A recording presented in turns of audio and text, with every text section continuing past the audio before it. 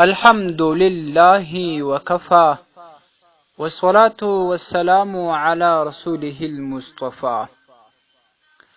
قدرمند و محترم یو ورور پوښتنه کړې ده چې له فردۍ نجلۍ سره په ټلیفون باندې خبرې کول څنګه دي، او یا هم چې پردۍ نجلۍ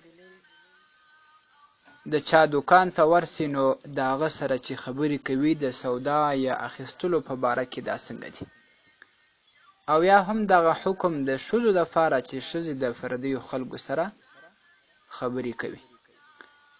محترم وروره، ستاسې په جواب کې به ووایم چې هغه څوک چې غیر محرم وي نو دوی د شدید ضرورت، سخت ضرورت بغیر پر ټلیفون باندې خبرې یا د دکاندارۍ په اصطلاح باندې خبرې دا یو ناجایز کار دی، بالکل جواز نه لري.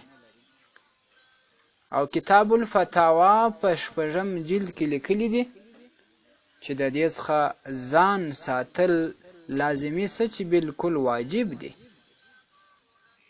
او بله دا خبره هم لیکلې ده په 30 صفحه کې په 6 جلد کې کتاب الفتاوا چې دا خو یوه ګناه د خبرې ورسره کول، بیا چې ډیر ځله دا خبرې ورسره تکراروي، مثال یو وار نه بلکې د یو ناروا مینې په نوم باندې بار بار خبرې ورسره کوي، وایي دغه ګناه اخر و کبیره عظیمه ګناه ته رسیږي چې هغه به یو ځل خامخا توبه الله تعالی قبول نه کړي، جهنم ته به ځي.